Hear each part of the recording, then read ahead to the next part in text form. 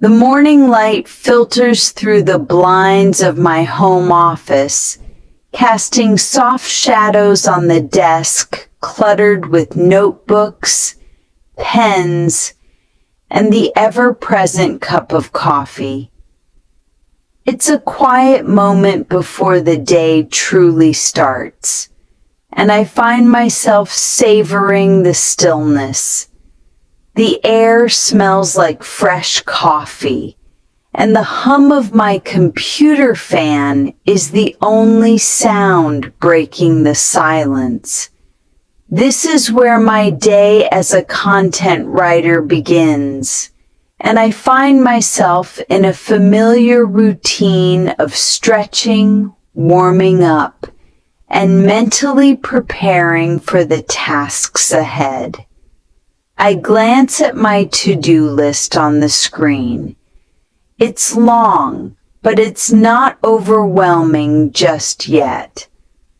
As a freelance writer, my schedule is often a balancing act. No boss to answer to, but also no set hours. Each day brings its own challenges and tasks, but it all starts with an email check. I dive into client messages first, scanning for urgent requests, feedback, or potential new projects. The first email of the day is usually a confirmation of a job well done, which always feels nice. The challenge of freelancing isn't just the lack of a traditional structure, but the constant juggling of different projects. One client wants blog posts about SEO, while another needs a script for a YouTube video.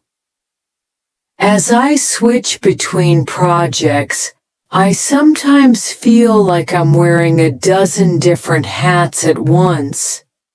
It's the multitasking that can be exhausting, but it's also what keeps things exciting. Every day is different, and I get to decide how I approach each task. Writing from home has its perks, like being able to wear my comfy pajamas all day if I want to, but it also requires a lot of self-discipline. I've learned over time that the key to staying productive is having a clear structure. Mornings are reserved for deep focus work, writing new content, brainstorming ideas, and tackling the hardest tasks. Afternoons are for revisions, client meetings, and lighter tasks like answering emails or researching topics. My workspace is a reflection of the balance I've struck between work and home life. It's in a corner of the living room, close enough to the rest of the house that I can hear the laughter of family members, but far enough to maintain a sense of separation. I've surrounded myself with things that inspire me, plants, framed photos, and motivational quotes, but it's still a bit cluttered. Some days that mess feels overwhelming, and I wonder if I need a bigger space. Other days, it feels like the perfect creative haven. The sound of my dog's paws padding on the floor is a welcome interruption during the long hours I spend writing.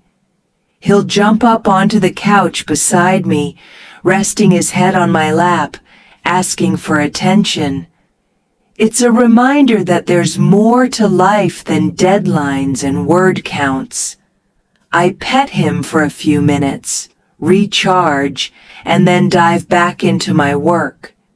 His presence is calming, a small but significant part of my daily routine.